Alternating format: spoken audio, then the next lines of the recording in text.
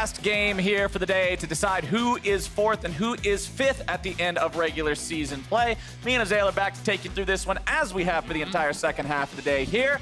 And FlyQuest already fell to Golden Guardians earlier today. We'll see if Golden Guardians can run it back, make it happen again, or if FlyQuest will get that revenge. Yeah, that run back gets that much harder for FlyQuest because they do have this emergency sub. Santorin's sick.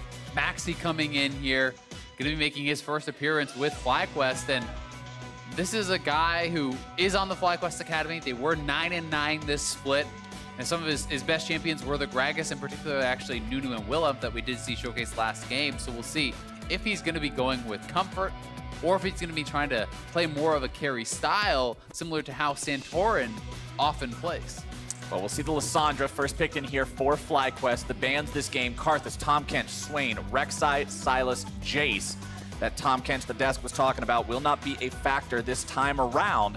See how Golden Guardians wants to continue doing this after picking the Ryze and Braum for themselves.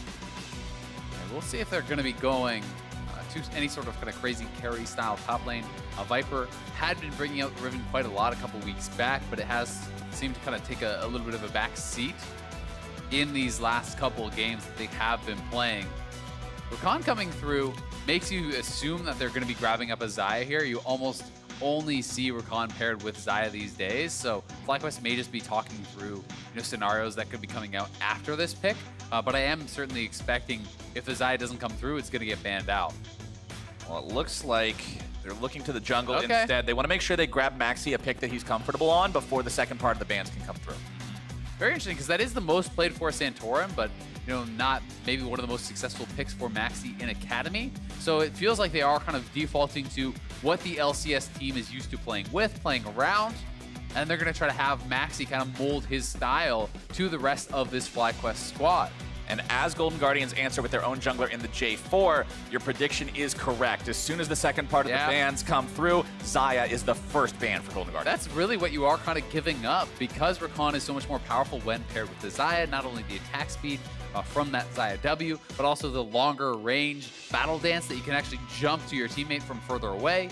The shared recall, obviously a small thing, but still relevant, and we'll see what they want to pair alongside this Rakan to really still make it feel impactful. Are they going to try to draft something like an early game pick along the lines of Evolution or even a Draven for Wild Turtle to try to be effective with that? Because mostly it has been for FlyQuest about the scaling picks, and I think the Turtle has looked best when put on something more like a Jinx. Well, Golden Guardians will ban away the Riven now, keeping Viper away from that signature champion that he has popped off on in the past.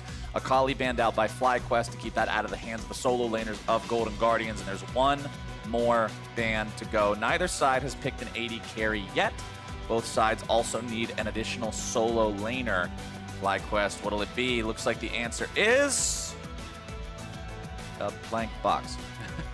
Okay. We'll see if that's a misfire there or what exactly is going to happen. We may end up having to do a remake, but we will find out. Lucian is going to get locked in here for deftly. Pairing alongside the Braum is going to give them a really strong 2v2 in the bottom side of the map. Absolutely. Over on the side of FlyQuest, we'll see how they decide to pair up that Rakan now that they cannot put him with the Xayah. You originally saw Turtle hover over the Jinx there for a moment. Now looking towards the Ezreal. This is a pick that was super popular at the start of the split. For a long time, double tier Ezreal was just the terror of bottom lane back before crit items got reworked and they were all garbage. Nobody wanted to play those, so it was Ezreal Lucian, Ezreal Lucian, Ezreal Lucian. Ezreal's sort of fallen by the wayside a bit recently, but he will be picked up here along with Irelia. And this is a confirmed no ban for FlyQuest, so the draft will proceed as normal. No 5th ban locked in by them.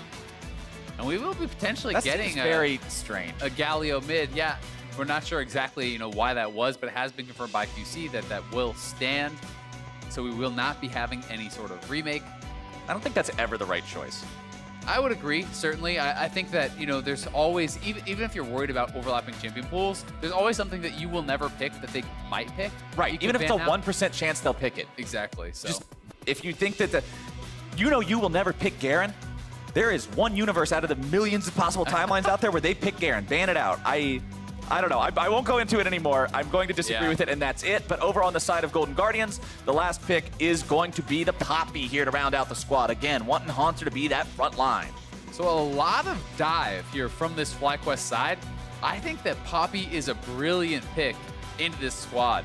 There's so many dashes and so many kind of move blocks that you can be really disruptive with. The Ezreal and the Aurelia in particular are going to be really frustrated by this Poppy and that W. You do see, though, that they flex Lissandra up to top lane, so Aurelia does not have to lane against the Poppy, which is a pretty strong early matchup into it. I believe Ezreal's Arcane Shift is not interrupted by Steadfast Presence because it's a blink and not a dash. You may be correct, yeah. Steadfast Presence is supposed to only interrupt the dashes, so blinks like Lissandra's teleport into the Claw and Ezreal's Arcane Shift won't be affected. Rakan and Aurelia. Yeah, Rakan, Aurelia. I don't think it stops the Nocturne ultimate because Nocturne's not stoppable in flight. You are unstoppable. But it may still do the damage. I don't know if he flies through the Steadfast Presence while ulting. That would actually be hilarious if you died midair. Yeah, you try to collide into Poppy, just bunk your head into the wall and die.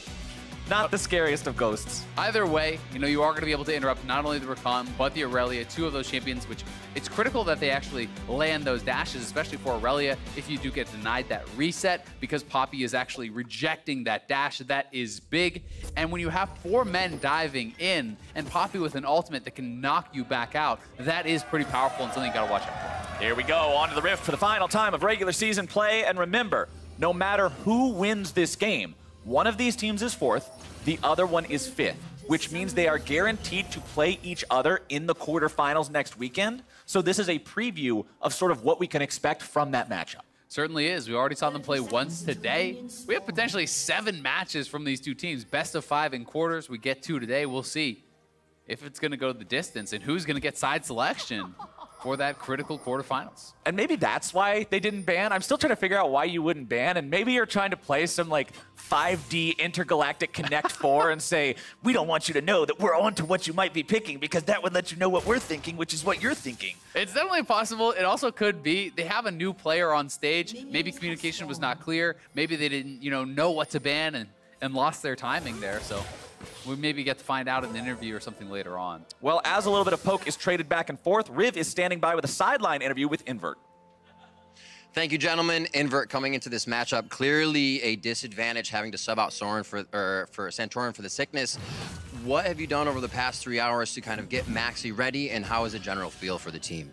I think generally we just made sure that he could play his game, that he knew that, taking the successful kind of strategies that he had into Academy and understanding his role and making sure that he wasn't pulled around the map and, kind of allowing him to say no to things, right? Like if people are trying to pull him for ganks constantly, even though they're more experienced in their role, that, they don't necessarily know the jungle as well, and so that he's able to say no to these things, just kind of coaching him through that, and then obviously the nerves and whatnot of being faced with the situation. Yeah. Sound advice for a game on the big stage. Invert, thank you very much and best of luck in the game. Back to you guys at the desk. As we get back into the game, Pobelter's forced to flash away from what could have been a kill there in the mid lane. And by the way, in case you haven't noticed it, it's a lane swap by the solo laners. Froggen going top, Hanser going mid. Yeah, I mean, I called out that they would be putting the Lissandra top to avoid this matchup. Instead, they're going to have to play it anyway, and Turtle maybe going down. One more shot will do it, and first blood over to Deathly. Yeah, they just get smacked by the Lucian Braum. So much of a stronger 2v2 than Ezreal and Rakan is going to be early on. And, Hanser moving over here to have this preferential 1v1 is putting Pobelter in a really rough spot. That level 2 gank from Contracts also making work. Hanser going deep underneath enemy turrets there. Does get ignited. Damage coming out from Contracts, but he's taken out. Pobelter looked like he actually dodged the knock up there with the Q. Queuing back behind him, I do believe. That was sick, and he comes up with the kill, as well as the red buff. That is massive to get that kill when you have been ganked twice already. Let's take another look at how he did it here. Yeah, so here it is one more time. Hanser gets him low. Contracts goes in to finish him off. Yeah, he just Qs straight behind him.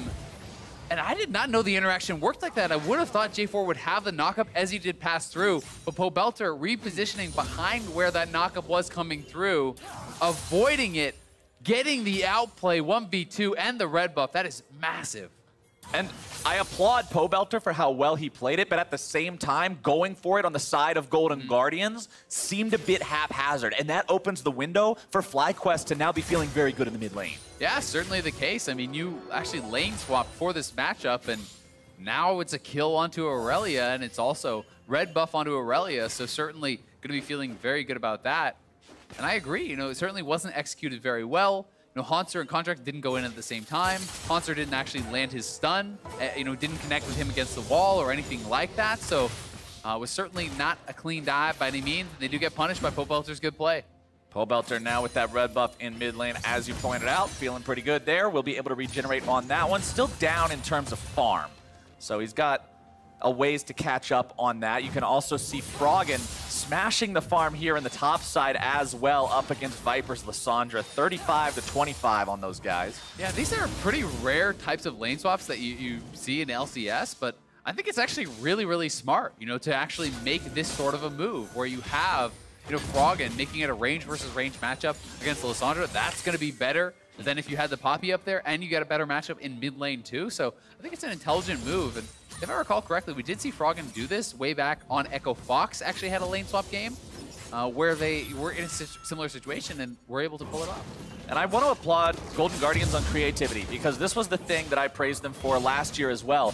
Even when they were the last place team in the LCS, during the insanity of last year when Marksman originally fell from grace and were no longer welcome in the bottom lane and teams had to figure out how to play this new version of League of Legends, Golden Guardians was one of the first teams to adapt and actually got a lot of wins by playing stuff that other people would scratch their heads at, like Heimerdinger and Fiddlesticks. And the ability of a team to adapt and say, oh no, we can just turn this around like this and play it slightly differently, and that's going to go way better for us, I think is something that a lot of North American teams especially struggle with. Yeah. And I like seeing Golden Guardians make these adaptations. It also speaks a lot to the flexibility that these players are bringing, right? You know, not everyone would be comfortable.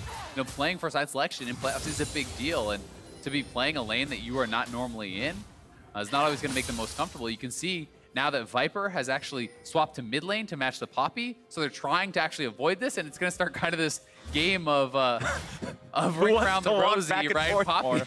Poppy running up to top lane now and saying, no, okay, you lane swap, I'm going to lane swap too, just going to follow you around the map. And you can see on the side of your screen there, a little bit of an update for those who are not normally tuned into Academy. 1 win, 1 loss for Maxi on Nocturne throughout the Academy Spring split. So 2.6 KDA, not amazing numbers, not terrible numbers, pretty average. Yeah, but it's not anything outside of his comfort zone, which is good to know. But now they're going in on Maxi. Maxi gets himself over the wall with the flash to make sure he stays safe. No flash available for Contracts to chase after him there, even if he wanted to. But Golden Guardians now have control over this bottom part of the map. Definitely looking to find some damage onto JJ, who dashes himself back over the wall. Golden Guardians will trade aggressively with FlyQuest as Contracts is left to farm up those Krugs.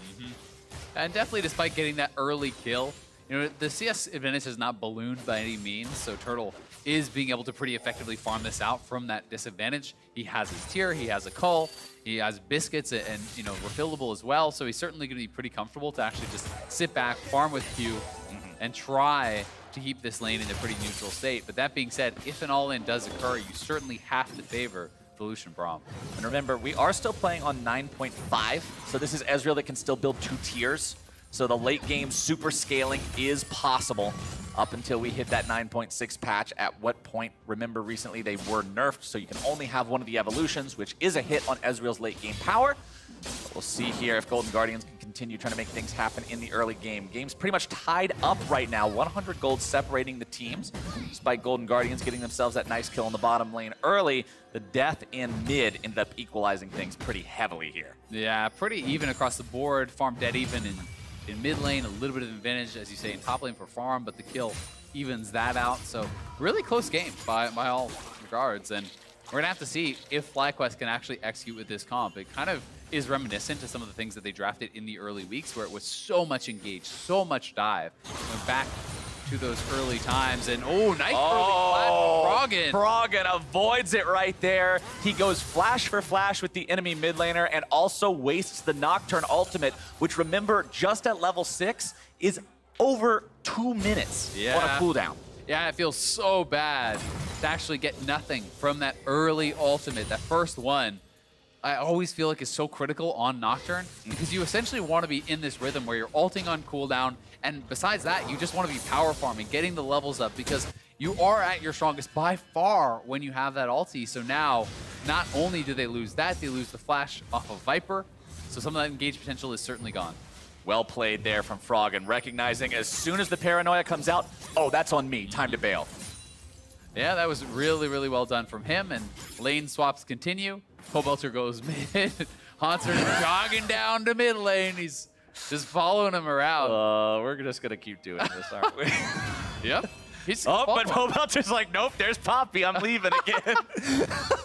I mean, he's building for the matchup. He's building a Sunfire Cape. You don't want to lane against Liss. No. You want this matchup against Aurelia, where Aurelia really cannot go forward on you. You dash in, you're going to get hit by that W, that Poppy heroic presence, and stunned up. So it certainly does make it difficult to deal with. I think Froggen is just going to push out this wave and back. And they're going to lane swap right back again. Yep, Haunter says, all right, you can't stop me the Poppy. I'm going to grab myself a plate.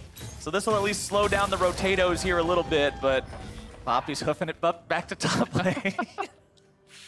Getting her exercise in. Yeah, exactly. It's that scenic route we were talking about earlier. Exactly. No fast travel here. Everybody's just enjoying the sounds of Summoner's Rift. The sights and sounds of beautiful river, you know? Speaking of the river, stroll up there. Yeah, Golden Guardians deciding this is a great place to take a little bit of a pit stop, grab themselves an air Drake on their way through. Looks like it's not going to be any contest on that one. FlyQuest not willing to fight for it at this point in time, and Golden Guardians grab themselves the first neutral objective of the game. Yeah, and driving that air dragon that much more effective when you're just running up and down river every 10 seconds. So it's the perfect dragon for the game. It is. Honestly, there could not be a better game to have air Drake be the first one. Yeah, you're cashing in on that one. But insane. Bottom side, it's still very, very close here in terms of farm between Wild Turtle and Deathly. Turtle grabbing some nice poke there onto Deathly at the end of that one, landing all the spells. As everybody's super close except for the Irelia Poppy matchup. That's the one spot in this game where you're seeing the farm pull ahead for the side of Golden Guardians, and that's where this 800 gold lead is coming from. Poppy having a 25 CS lead over her counterpart because Haunter, as you said, is specifically building a powerful laning item in Sunfire Cape, as well as just having a really solid matchup against the champ. Yeah, solid matchup. Does have the grasp as well, so you can just constantly be throwing out those passive ranged attacks with that shield to be proccing the grasp, harassing down Pobelter here on the Aurelia. And you can continue to bully this matchup for a long time, honestly. If you want to build for that 1v1, you go Sunfire into Iceborne. Aurelia does not get to have any fun for a really long time. You're talking, maybe 3-4 items when Aurelia can actually start to do stuff, I feel like, in that 1v1. But that does require Haunter to just constantly lane swap and follow the Aurelia around the map, because that is a build that has, not a ton of HP and no MR, so you don't want to be against Liss. Mid lane, Lissandra gonna find herself jumped on here. The counter attack comes out. FlyQuest looking to make some plays. Froggen already grabbing the kill onto Viper, but what else is gonna happen on this one? It's 3 versus 1 here in the mid lane, looking to make even more go down. Over the wall comes Maxi, still looking to fight the Golden Guardians further now. Here it's 2 versus 3. Ole gonna be taken very low, barely getting himself out until Pobelter follows it up, grabbing a double kill as Deathly makes his way in, and the culling fires off. It's going to be multiple dead on both sides as Pobelter slams up into the wall. There comes more damage. Piercing light will pierce his heart as Wild Turtle continues to try to run away, and Golden Guardians will call off the chase. Such low health bars there. Turtle TPing into the fight, just barely able to arrive in time to make things swing FlyQuest's way a little bit more, and it is 2 kills going the way of Pobelter there. 3 kills on both sides at the end of what was ultimately a massive team fight just 12 minutes in. And we're right back to even. These two teams so evenly matched. And here it is one more time. A Viper takes the claw forward, but Contracts is there to give him that rude surprise. Pobelter, though, had made the roam down. Now Haunter's TPing in. Maxi's flying in with the ultimate, trading down a kill. Braum shows up. You can see Turtle starts up the Ezreal TP here very shortly after, as JJ has roamed up here too. It's 10 men mid. When's the last time you heard that this early in the game? As it is a party and Deathly coming in. Almost able to grab that with the culling, but Haunter cleans it up. And then a great stun here from Haunter, catching Pobelter right on the edge of that wall, and JJ sneaking out with almost no health there. It's like one of those cooking shows where they start off putting a couple things in the pot. They're like, you know what? Let's throw some other stuff in here. Let's get some more ingredients in there. Why not some of those too? As everybody shows up from across the map to this fight, and it's still a dead even game. FlyQuest now has a couple 100 gold advantage for themselves. Golden Guardians will not let that slide for too long, though. Turret plate's about to disappear here in 20 seconds. We'll see if maybe Golden Guardians can grab one more in bottom side before they do, but it doesn't look like they'll look for it. Yeah, they're heading over, just trying to get a little bit of vision here, and cut off JJ and Turtle as they were on the way down. Will just be the one turret play there. They got one in top, one in mid, so a couple of them grabbed up here for the Golden Guardians, but these teams are punch for punch, game, though. yeah. Like, for two teams that know they're going to be fighting in quarterfinals next week, this is what you want to see, as that's Golden Guardians finding themselves a pick on the enemy top, mid, whatever laner he's become. Yep, he's any of them. Yeah, whichever enemy your heart solo desires. laner. There we go. I knew there was some sort of way to finagle myself out of that. That's the call to make. And Maxi drops the ultimate, but there's no way you're going to take that one in when you show so many members showing up. 4 members there from Golden Guardians do arrive as the reinforcements came in with the Realm Warp, and it is going to be Golden Guardians grabbing the Rift Herald, and perhaps off of that Rift Herald could create the first meaningful advantage of the game. Rift Herald to them. It will not be able to take place, so keep that in mind. Normally we talk about how Shelly is super value if you can get her early. Contracts fighting back against Maxi here, who tries to collapse. Punish him for taking that Rift Herald. Maxi's able to grab himself one. He keeps himself alive now as JJ swoops in to make sure there's no cleanup duty. Great job by Maxi. I mean, honestly, gets over there, does take down Contracts. Haunter went up the top side, it looks like, to try to push out that wave and left Contracts alone. They did think that they would be fine to actually do that. Didn't need the extra man in the area, but they were wrong as Maxi just kind of strolls in, picks up an easy kill. It is Golden Guardians, though, with the advantage on the bottom side of the map, still looking to set up around this dragon. If Pobelter goes too far forward, he certainly could get taken down here. Definitely an Olay will walk out over a ward that they do not know is there. The sweeper from Olay that was used earlier just barely missed out on walking close enough to that one to see the shadow of it there in the red. As Haunter and Viper up here in the top side, as was originally intended by FlyQuest, but not by Golden Guardians. Not by Golden Guardians, no sir. Viper will be able to deal with the Haunter stacking armor rather easily. Yep, and you can see he's going into some MR already, so very likely not going to be the Iceborne second. Could be something more like a Stone Plate, and they're looking for Viper. Viper going to find himself jumped on here. Goes for the claw over the wall to make sure he stays alive. Golden Guardians don't want to do anything crazy to try to chase after that one. Meanwhile, it's Olay finding the Glacial Fissure onto JJ, but there's not enough follow-up there, not enough backup nearby to do that. Very easy escape, honestly, for JJ there, and it is Olay without a critical teamfight ultimate available. Dragon's on the table, so FlyQuest will just grab it and polishing up them Nikes. They're going to be running faster too. All right, you want to rotate faster back and forth between solo lanes? Well, so do we. FlyQuest answer back on that one, keeping this game dead even. And Rift Herald is summoned up here in the top side. Just going to set it and forget it. Golden Guardians not willing to push alongside Shelly for this one. She'll charge in. She'll get the headbutt. Monster will try to take her down before she finishes off the turret, but I don't know if he can do it. One more swing will do it, and that is first turret over to Golden Guardians. Yep, Haunter going to be able to grab up that local gold himself as well. He's going to get more of a clue as to what he is building towards here. But so far, I mean, pretty patient play from both sides. We're 17 minutes in, 5-5. Gold only 1K apart. Really, the turret there is the only meaningful difference. Mid lane is getting pretty low, but we have Maxi out on the map. His ultimate is ready. They have a lot of these engage tools, so we could see FlyQuest try to pull the trigger on a fight pretty soon. I don't know why, for some reason, I thought Haunter was on the opposite side as the Shelly. As I was sitting there, I was like, why is the eyeball not opening up? But it's been a long day. This is what tiebreakers do away with to you. You didn't have to call yourself out. No, you got to admit your mistakes, Azale. When you don't understand the Shelly eyeball, it's a head scratcher for a while. But Haunter does manage to cash in on that local gold, like you said up there. Doing really well on this Poppy. Does have very high farm so far. And now we're going to see a fight break out here at the top side of the jungle. It's Viper going in, seeing if he can maybe keep himself alive through this one. Golden Guardian's going to be losing some health bars as FlyQuest comes out on top. It's Olay and Contract and Froggen all in the ground, and FlyQuest find a free-for-all. Yeah, they get two so quickly, and then Froggen says, here, have me as well. 3 kills. Going the way of FlyQuest as they are flexing those engaged muscles, going in, knocking down multiple members of Golden Guardians so damn fast. And with the Paranoia active, Haunter cannot respond to that fight. He's trying to clear up this wave, but he's got to be a big careful too, because this is going to go down. I mean, what's a Poppy to do? 1 versus 4. Golden Guardians making a pretty big error there. Yeah, they're getting caught out. It's just really powerful engage from FlyQuest, and they're honestly looking damn impressive when you consider that Maxi is playing for the first time with this team. The first LCS game on stage here as well, turning in a really impressive performance on the Nocturne. Yeah, 2-1-4, 6 out of 8 kill participation. Not good. getting himself in any of those overextension spots that we sometimes see newer players do as they try to go too hard and make too many plays and end up getting themselves caught out, while bottom side could be Pobelter in some trouble here. Doing a good job sidestepping away from both of Ole's skill shots, but when they collapse 3 men strong, it's still not going to be enough. The TP is completed, but Haunter's got the slam into the wall on Wild Turtle. Contracts are going to chase after this one along with Deathly. They're able to find 2 kills now. Maxi in retreat, and Golden Guardians respond to the bottom lane. Yeah, that is one you wish you could cancel, but Turtle not going to be allowed on this patch, so he does get knocked down as he comes in, losing both those summoners and his life.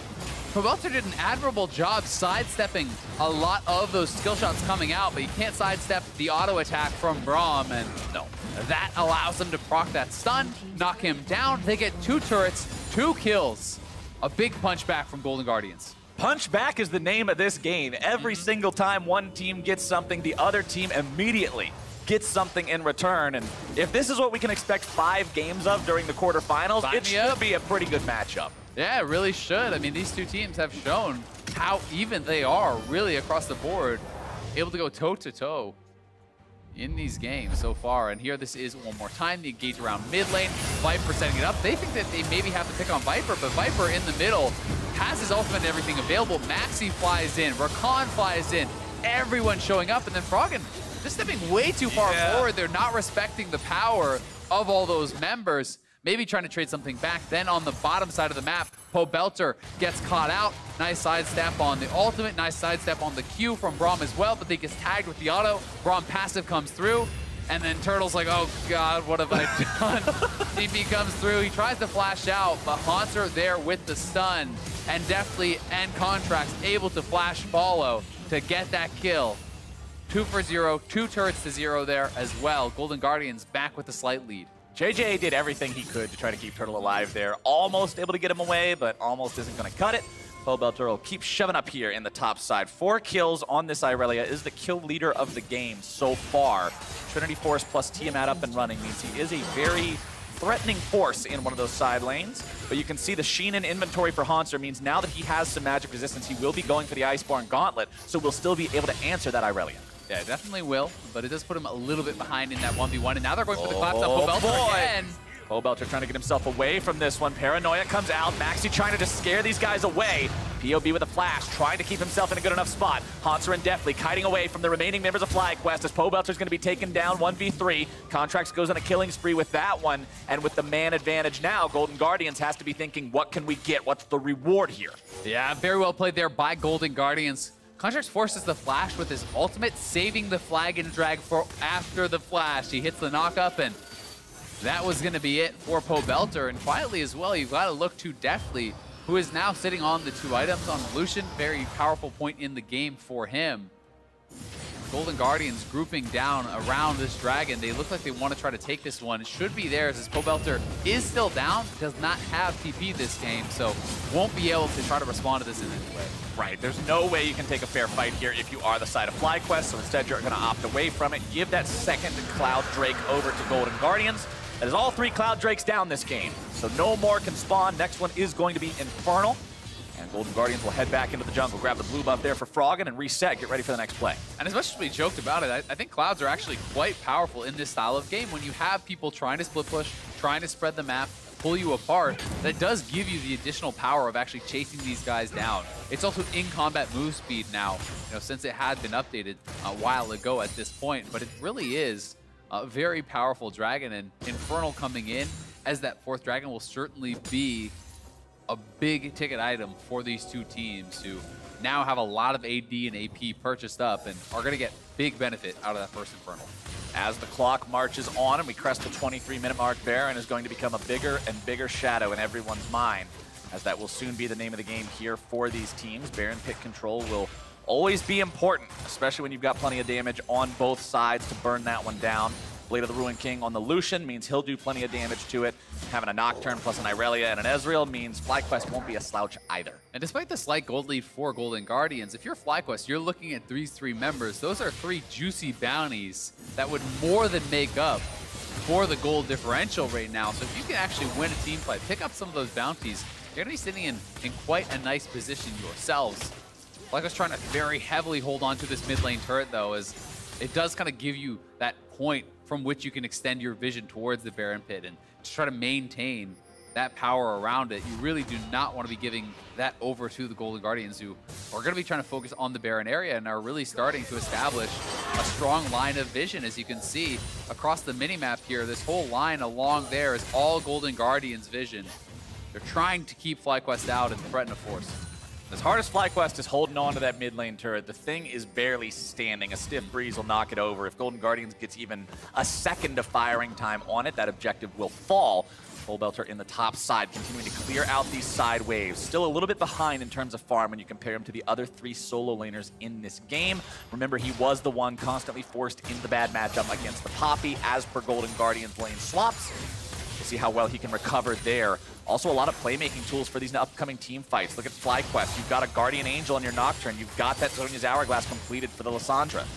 It's also worth mentioning here, if you haven't been watching LPL, you're probably scratching your head at Froggen's build here. He went Righteous Glory second item. This is something that Doenby has really popularized over in the LPL that allows you to have kind of more engaged potential. It does make you a lot more tanky as well. And very often it actually goes into a third item, Rylai's, so that not only do you have the speed up, you have a lot of slows and much more sticking power. It's quite a powerful side lane build, especially if you're going to be matched against someone like Pobelter on the Aurelia. Then hey, you're getting additional armor, you're allowing yourself to actually chase him down and kite him out, and it's quite strong. Pobelter's now going to find a way to get himself out of some trouble here in the top side. Glacial Fissure coming in from over the wall. FlyQuest trying to mount the counter attack, but Golden Guardian still looking to finish off that enemy mid laner. They've got him. Haunter goes on a killing spree, and now the fight is going to be 4 versus 5. We'll see how Golden Guardians can get themselves out of this. Haunter going to be taken low. Ole taken low. Damage coming in from Wild Turtle, looking to fire these guys out of here. The Mystic Shot won't find its way onto Haunter. As Froggen's able to grab one onto Viper, they're able to grab a third now down onto Maxi. And FlyQuest only have 2 members left standing. Froggen goes behind them to cut off any sort of an escape, but the rest of the team says, forget about it, man, just go to the Baron. Yeah, they're heading over to Baron here. Froggen not on the same page and could get caught out, Righteous Glory!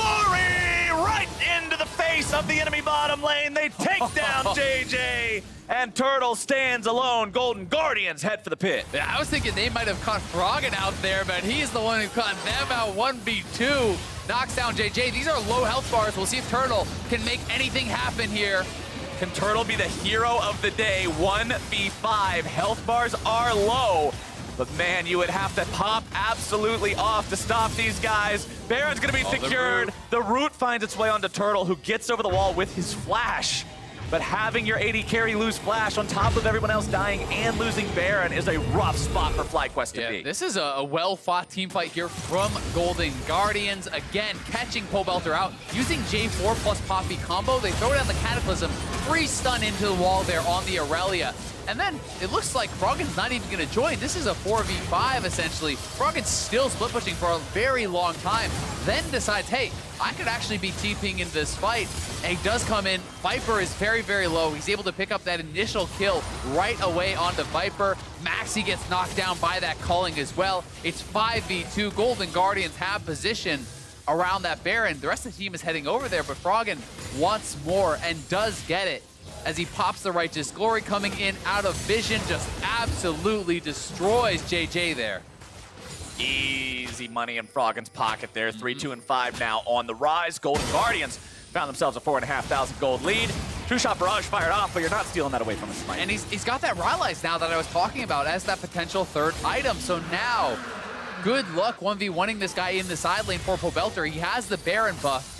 And if you extend too far whatsoever as Pobelter, he will chase you down with constant Rylai's slows, the speed up, as well as all the passive speed that he can get from this phase rush and just the Rise kit.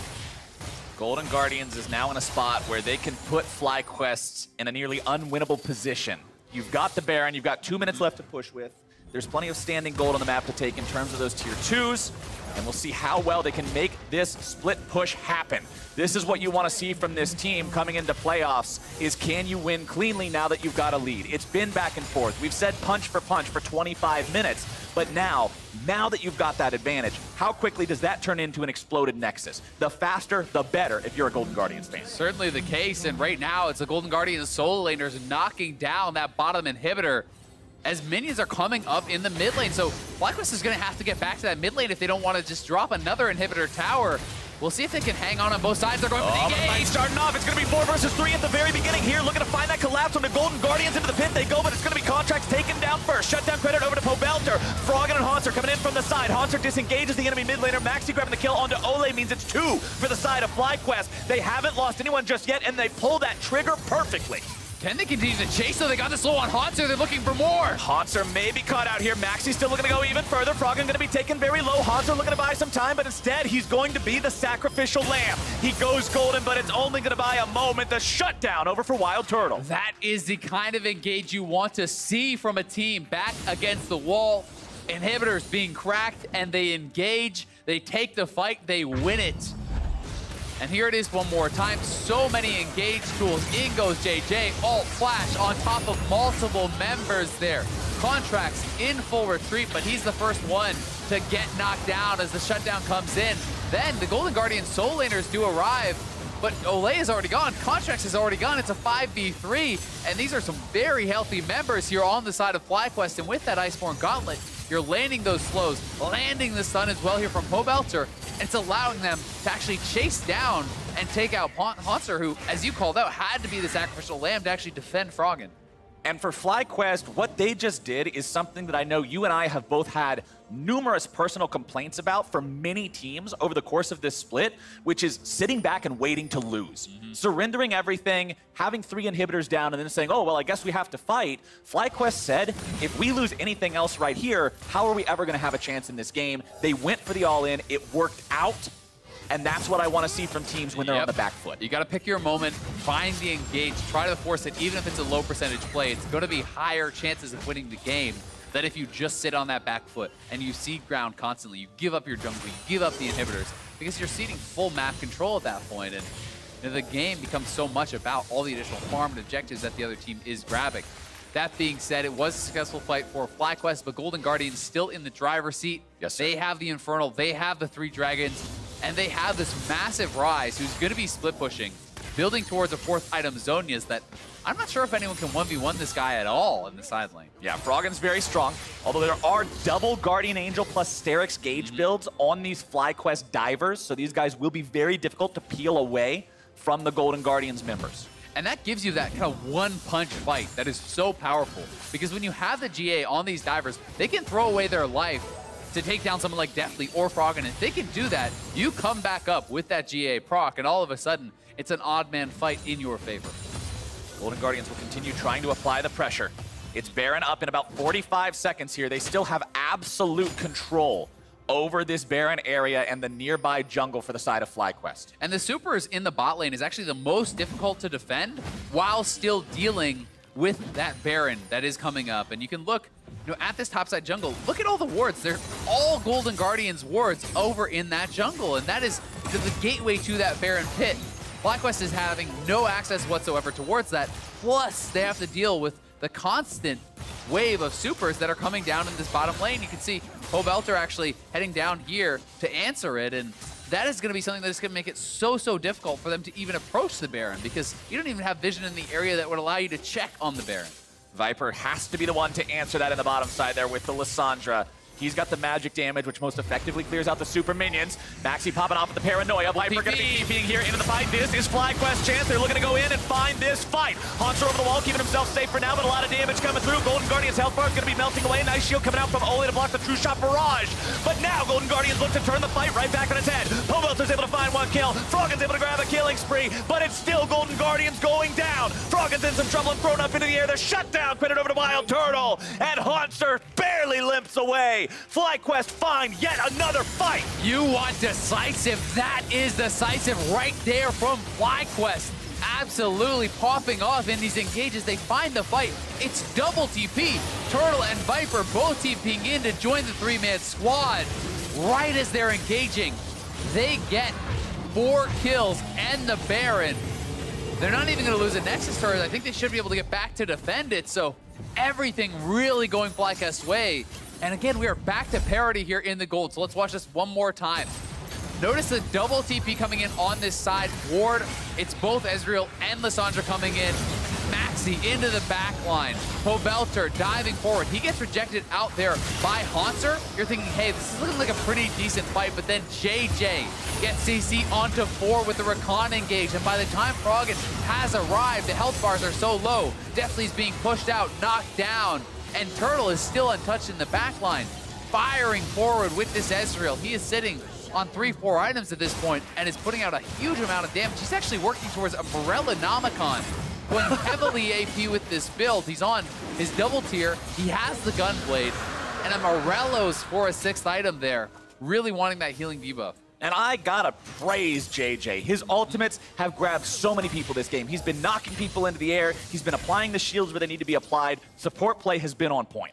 And I pointed out how difficult that can be against the Poppy. You know, when Poppy actually activates the W, that can reject that with that steadfast presence. So it is something that he has to worry about. So he's waiting that out. They're actually staggering a lot of their engages. So if someone gets rejected on their engage, but then they have the additional one to come in after. They're not just all expending all of their tools all at once and getting shut down by Haunter. So very well played team fights here by FlyQuest, and their hard engage is really making the split push look pretty ineffective. It feels like at this point, maybe Golden Guardians just need to walk around as a 5-man squad. But here's the story so far. Golden Guardians have lost the last 2 fights because they were too far pushed up and FlyQuest were able to punish. Now, the ebb and flow of things has changed. It's FlyQuest who have to move strictly offensively into the Golden Guardians, and we're asking, can they do it? The answer they're trying to say is yes, sir! Pobelter goes on a rampage, and Golden Guardians are now going to have to fight 1 man down. Froggen going to be taken down to half HP. Calling's not going to find anything. Double kill over to POB. They're looking to find even more. It's a triple, and this is FlyQuest answering back strong. They should be able to find their win right here. And what a comeback this game has been. Haunter on the retreat. Can he even try to hold the line here? Definitely will try to do what he can, but it's still 5 men strong from FlyQuest. Go now. Nexus turrets evaporating in front of their eyes as Haunter and Deathly will not be able to stop the push. FlyQuest will get their revenge for earlier today, and they will take down the Golden Guardian. And how about that for a debut of a new jungler here on the LCS stage? Maxi getting the win for his team. Pulling through when it counted most. FlyQuest will have side selection in the quarterfinals here against Golden Guardians, and they looked very, very decisive. They were fighting from behind for a lot of that game, but when their backs were up against the wall, when they were pushed into their base, they found the engages when it mattered most, and they were able to make good on it. Back-to-back engages for big fights from a big deficit. And when you look at how everything played out this game, this rookie in Maxi, who was brought in at the last minute to sub in for Santorin, who is such a key member of this team, goes 3-2-13 on the Nocturne, starts off these dives, does great working well with the rest of the team. Pobelter slapped around in the early game, gets lane swapped on, has to deal with this obnoxious Poppy with a Sunfire Cape that his champion cannot deal with early on, ends the game 10-5-5 with a 1,000 gold bounty on his head. JJ on the Recon, I already applauded this guy once, I'm gonna do it again. The man was constantly popping off. All of FlyQuest worked together to make this happen. They really did. The engages were so well coordinated, so decisive. They were not shut down by GGS, and they kept trying to go to the split push, and FlyQuest says, you step away from your team from one moment, we are going to kill the other 4. Well, this was an exciting preview of what we'll be seeing next weekend, but now Avli is standing by with an interview with FlyQuest top laner. Thanks, guys. Viper, congratulations on the win. And with that emergency substitution last second, but you guys look so great as a team. So what can you tell me about Maxi and this game for you? Honestly, Maxi's been always playing really well in Academy. He's been having some really good games, but we didn't expect to have him play with us today. Santorin just wasn't feeling too well, so we just had to sub him in, and he did a great job of listening to everyone and making his own calls, and I'm really glad that he played well today. You guys did play very well, and with this win, you have locked that 4th seed as well as side selection for when you play against Golden Guardians again next weekend in quarterfinals. And that's going to be a best of 5. So because these were super close games, how do you think that's going to make a difference? I think it'll be really, games are going to be, we're going to put in a lot more practice this week.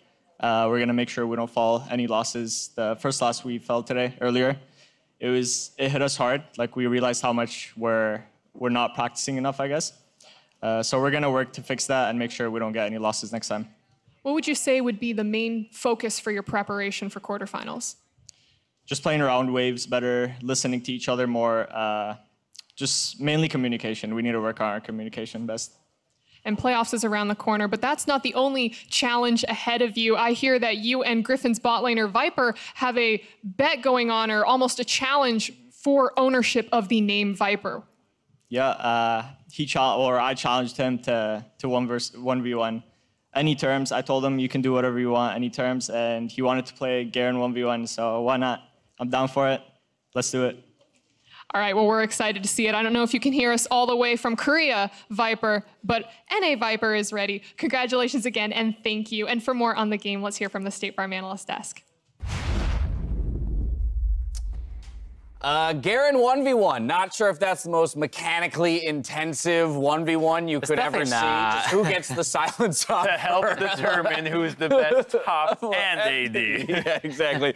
But it's fun to see players cross-region interacting with each other. We have to talk about FlyQuest, though. Bouncing back from the loss earlier today off the back end of an emergency substitution, bringing Maxi in for one of their star players in Santorin, and still being able to come away with the victory in a very tense back-and-forth game here against Golden Guardians. It feels like a microcosm of their splits. Both these guys have been up and down, all split long, and then in this game, back and forth, having to deal with the substitution, like you said. Yep. It looked like this was Golden Guardians' game for a large majority of it, and then suddenly at the very end, FlyQuest picks a couple great fights and wins. So I'm really looking forward to this actual playoff series. Yeah, I think FlyQuest actually has to overperform as the 4 remaining main players to make sure that Maxi has a good game, because they want to make sure that he not only fits well, but that he can also feel comfortable enough to make his own calls, like Viper was saying. So I think that the 4 remaining players did a really good job in this game, and that's why it looked a little rough at first, but once they got, you know, team fight phase where it's a lot more coordinated, it becomes so much easier to incorporate someone that's not in your team before into that. Right. I mean, it's not like the comp was that different from what they played earlier. They played the same jungler, right? And they played team fight comp again, so they didn't have to do that much different, even though they had a new jungler. Definitely a key. It was nice to see Maxi get that heads-up play in the top lane River with the solo kill around the Rift Herald. I'm sure that was a boost to the confidence from that point forward in the series. But let's talk about the best of 7, if you will, that will be completed with these two in the books. I mean, they're even here, splitting off the day 1-1 to go into that best of 5. Technically, FlyQuest will get side selection because of the victory here. Crumbs, talk to me about whether or not that's even important with how closely matched these teams seem to be. See, I don't think it's going to be that important because I think these series is going to go a long ways. But, you know, you play once, you play the tiebreaker, then you go straight into playoffs. This is the beginning of a rivalry in the making if they keep fighting this way. And so I think that both these teams are really evenly matched. And I know that we were predicting a little bit split back there. And honestly, I still think it's that close. I actually disagree. I think when matches get really close, that's when side selection becomes a lot more important because you kind of get your own series meta and something suddenly flies to the top. And needs to be picked in that 5th game or something. It needs to be picked. And so I think I would expect blue side to be the important one. It feels like that's been the higher win rate side. In the Academy playoffs, similar thing happened in one of the series. Blue side won every game. So with how close this is, I do think TSM beat Team Liquid and Red side twice. Great for TSM. That's not the series. It's not about the 5 either. That's like one match pace, which is much different than the series. I mean, that's an interesting conversation, too, and we don't need to delve too far into it, but we need to remind ourselves that you do go from best of 1s to best of 5s, and they are a completely different animal. The idea of of series metas developing where, hey, two teams can completely focus around the bot lane, and then you flip to the Sunday series, and those two teams are focused around the top lane. And so, you know, it'll be very interesting to see what these teams do over the coming weeks. As Viper was saying in the interview, he believes they need to double down on practice hard if they want to make a run deep into the playoffs. Right. I wonder if that means they're going to do triple blocks. And as a player, I hated triple blocks. By the time you get that third block, your brain is fried. Because, like, you've seen studies where people say you can't do 9 hours in the office where you're productive the entire time. Now do that over, like, an entire day of competitive level where I'm not allowed to just slack off. I have to, like, do well or my team's going to get mad at me. I wonder if they're going to do that or not, or if that's even good to do. I don't miss that. It's a little bit easier being up here. Yeah. All right, Triple I feel blocks, you. All right, well, 10-9. that quarterfinal series is sure to be exciting, but after 90 games of play, these are the player of the game champs of the league. Core JJ, Froggen, and Crown. They are all tied in first place for those POGs. They're followed by the likes of Pobelter, Sven, and many, many others. We're not going to go through them all. Let's talk about these leaders here, starting with Froggen, since we just saw him play. Right, and when you think of Golden Guardians, you're going to think of Froggen as he's their star player, more or less. He's carried them on countless amount of games already, and he's cemented himself as one of the best mid laners in the LCS for quite a while. And now that he's made it back up to the playoffs, I'm excited to see what he's able to do. And he can change his haircut without it impacting his play. Unlike someone else. Like a few others. You gonna hold that against Wild Turtle forever? Next up, Core JJ. This was one of the biggest ticket imports of the entire split for Team Liquid. And he came out super hot in the beginning of the split. They were racking up wins. He was racking up player of the games.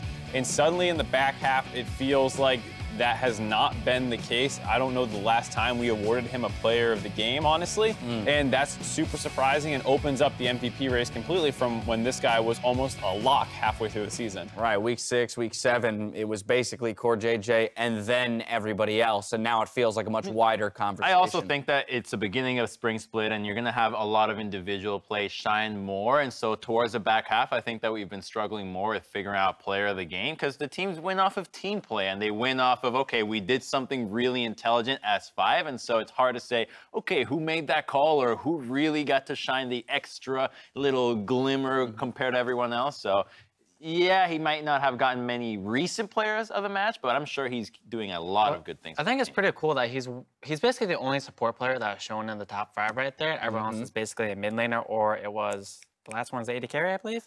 Mid. Sven. Yeah, Sven. So, yeah, exactly. Like, to be the only support that's tying all these other mid laners, that means he's doing huge things for his team. It definitely does, but we are going to talk about another one of those mid laners in Crown, the other guy sitting with 5 POGs, while Optic is out of the playoff picture. These are regular split awards, so he could still be considered when it comes to MVP and the way that POG feeds into it.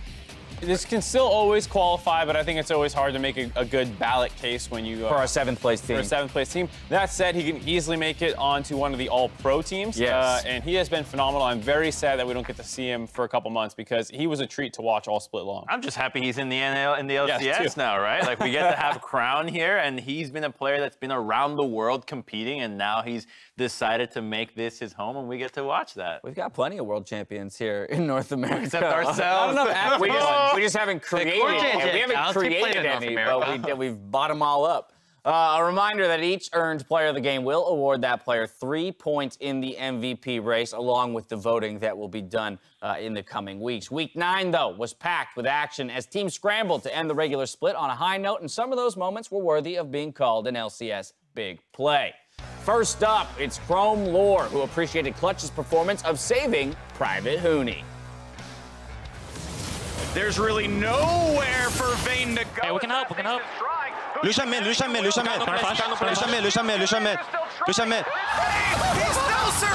are you serious? I have no energy. Yeah. Let's go. Vayne, no flash, But look out, here is Sven. I ult in on Elise, Yeah, I got Elise, Nice. Look. This. Yes. Nice, guys. Good job. Slaughter 3 kills and make it a 4th. They have cut down Clutch Gaming where they stand. That's what I was wondering. Yeah.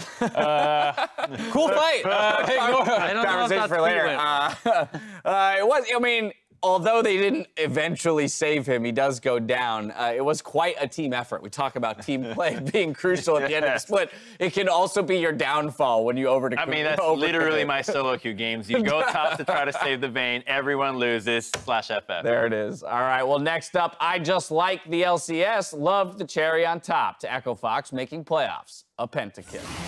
Turrets drop the inhibitor as well. A quick route, though. CLG might need this one to come back in, take the fight 5v4, hoping for something. Okay, coming. Pine. You guys are Pine. Kill Nico. I have. Do it, press. Push. Wait, can I kill him all? Get a penta. Dude, he's excellent. Yay! Get a penta, boys. Hey, what can they do? I mean, our champs are unbeatable. Get the penta. Queen 7. Yeah, I'll die for you. I can die for you. I'm diving. I'll die for you. Okay. Let's go. They're going for the penta. Over to... Die. I pull the penta on your life. Wait, TP, because we can end. Okay. We have a creep.